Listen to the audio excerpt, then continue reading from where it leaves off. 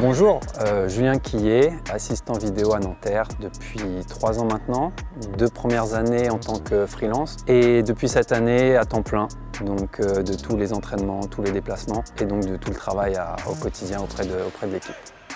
J'ai mes parents qui étaient basketteurs à des niveaux modestes mais honorables. Du coup très jeune j'étais dans les gymnases avec eux, que ce soit sur des matchs, des entraînements, les tournois. Donc j'ai commencé tout petit en poussin. J'ai fait mes gammes à Paris, dans un petit club du 15e pour commencer. Ensuite, à l'époque, c'était le Racing Club de France, on faisait les championnats de France. Par la suite, j'ai intégré le centre de formation du PSG. J'ai signé un premier contrat de stagiaire pro et ensuite j'ai fait mes gammes en province, notamment sur de la Nationale 1, de la Nationale 2, de la Nationale 3.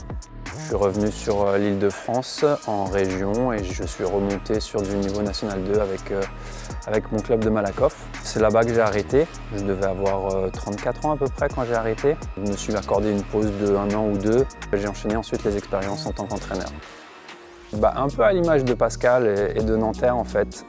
J'ai commencé tout en bas de l'échelle, école de basket dans des clubs de niveau départemental. Et puis petit à petit, j'ai réussi à monter de niveau jusqu'à arriver à Nanterre en fait sur le poste d'assistant dédié à la vidéo. Plus on monte vers les sommets et plus les places sont chères. Beaucoup d'assistants qui sont dans les staffs sont soit d'anciens joueurs pros, soit des gens qui ont commencé très tôt à être coach. Donc à un moment donné, il a fallu que je me situe sur quelles sont les opportunités. Au moment où j'ai eu cette réflexion-là, le travail vidéo dans les sports collectifs et notamment au basket commençait vraiment à prendre de l'ampleur, mais n'était pas encore tout à fait installé. Donc je me suis dit c'est dans ce créneau-là qu'il faut aller parce que c'est là qu'il y a le plus de place pour le moment. Donc j'étais pas du tout destiné à ça. J'avais aucune connaissance initiale, que ce soit en termes de montage, récupération de données, enfin tout ce qui est lié au travail vidéo. Mais donc du coup, je suis parti de zéro et je me suis formé, j'ai appris et c'est comme ça que je suis arrivé à ce poste-là aujourd'hui. Le travail vidéo, il peut être utilisé de plusieurs manières. Chaque équipe, chaque entraîneur a sa propre approche, a ses propres besoins. C'est quelque chose qui est intéressant, c'est que ça doit être un domaine un peu niche. Il y a quand même beaucoup de choses qui peuvent être faites à travers cet outil-là. Ça peut être par exemple travailler sur sa propre équipe, ça peut être travailler sur l'adversaire. L'idée, c'est de récupérer des données par l'image pour cibler des points forts, des points faibles à améliorer si ça concerne ses propres joueurs, ou des points faibles à exploiter quand ça concerne l'adversaire. Et à l'inverse, cibler des points forts, notamment quand on est focus sur le prochain match, on sait qu'on est fort dans un domaine, vraiment insister auprès de l'équipe, auprès des joueurs. Ça, on est performant dans ce domaine-là, on vous le montre par l'image, il faut vraiment appuyer sur ce point-là. Donc vraiment, il y a beaucoup de choses à faire, c'est un outil mais beaucoup de choses à faire et je pense qu'il y a encore beaucoup de choses qui peuvent être perfectionnées et optimisées dans ce domaine-là. Chaque coach a une appétence qui lui est propre par rapport à la vidéo. Donc chaque coach peut avoir on appelle ça des commandes ou des demandes un peu différentes. Ce que Pascal et Philippe demandaient cette année, c'était vraiment d'être concentré sur l'adversaire. On a eu quelques retours sur nous-mêmes, mais c'était vraiment dans des circonstances très précises. Quand on passe à côté d'un match, là on faisait un petit retour, mais principalement l'idée c'est comment joue l'adversaire et comment on doit les attaquer ou comment on doit les défendre.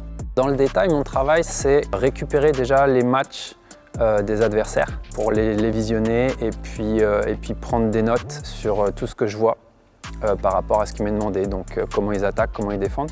C'est de réussir à séquencer, créer des petits clips en fait que je vais réutiliser pour faire des petites vidéos de 5-7 minutes qu'on va montrer aux joueurs pour vraiment rentrer dans le détail de ce qu'on veut et de ce qu'on cherche. C'est vraiment un travail d'entonnoir, collecter le plus d'informations possible mais pour ensuite retranscrire et diffuser auprès des coachs et auprès des joueurs vraiment l'essentiel de ce qui va nous être proposé par les adversaires. Donc il y a tout ce travail-là en attaque, en défense et aussi sur les joueurs, les caractéristiques individuelles de chaque joueur qu'on va rencontrer, quels sont leurs points forts, quels sont leurs points faibles, pour que nous, on puisse définir peut-être des stratégies individuellement en fonction des joueurs qui seront sur le terrain. Cette année, sur une semaine classique à un match par semaine, On était sur 3 montages vidéo à montrer aux joueurs, donc moi j'avais 3 montages différents à faire pour préparer un match. La première vidéo qu'on visionnait, c'était à J-2 du match. On visionnait déjà la défense de l'adversaire, comment ils défendent, leurs points faibles, leurs points forts. Et du coup, ça nous permettait de commencer à parler de vu qu'ils défendent comme ça, nous on va attaquer comme ça. J-1, on était cette fois-ci sur l'attaque de l'adversaire. Quels sont leurs systèmes de jeu, quels sont leurs points forts, leurs points faibles, et donc du coup comment nous on va chercher à défendre sur ces différentes situations. Et jour du match, le matin du match, je devais condenser les 2 premiers montages pour faire un petit récap très succinct de l'adversaire. Et on terminait par le montage des joueurs adverses, où là, chaque joueur avait sa petite minute ou ses 40 petites secondes de montage avec leurs caractéristiques individuelles. Donc ça faisait 3 montages par semaine, J-2, J-1 et jour J. Si toute la semaine, mon attention est vraiment portée sur l'adversaire, les soirs de match, mon travail est légèrement différent. Je suis vraiment concentré et focus sur notre performance, notre équipe, tout ce que nous on propose sur le terrain. L'idée, c'est avec l'ordinateur d'analyser notre performance en temps réel afin d'évaluer notre efficacité et ensuite de remonter toutes ces informations à Pascal et à Philippe. Derrière, eux, ils seront les décisionnaires par rapport aux informations que je vais leur remonter. S'il y a des voyants rouges, peut-être qu'il faut modifier ou en tout cas réajuster la stratégie. Si par contre tous les voyants sont au vert, ça veut dire que la stratégie qu'on a actuellement c'est la bonne et que du coup il faut continuer et persévérer en ce sens. Ça reste un travail assez titanesque, c'est des heures et des heures de visionnage et une fois qu'on a visionné et qu'on a récupéré les différents clips, je vous donne un exemple sur une situation défensive, je peux avoir 200 clips différents, mais il faut que je choisisse peut-être les 4 ou les 5 qui sont les plus parlants. Au départ, on n'a pas forcément beaucoup d'expérience, on ne veut pas passer à côté de quelque chose, donc on a tendance à garder beaucoup de choses, mais il faut vraiment aller à l'essentiel. Donc c'est un travail de fourmi. Ça peut être du travail le jour, ça peut être du travail la nuit. Encore plus quand on est sur des rythmes où on a deux matchs par semaine, comme là ça va être le cas l'année prochaine avec la Coupe d'Europe. Et puis un autre aspect, c'est quand on est dans une compétition comme la Leaders Cup, où là c'est un match par jour. Des fois il faut travailler toute la nuit pour préparer le match du lendemain en fait. Donc c'est beaucoup de travail, beaucoup de temps passé devant l'écran. Il faut aimer le café, il ne faut pas avoir peur des nuits blanches.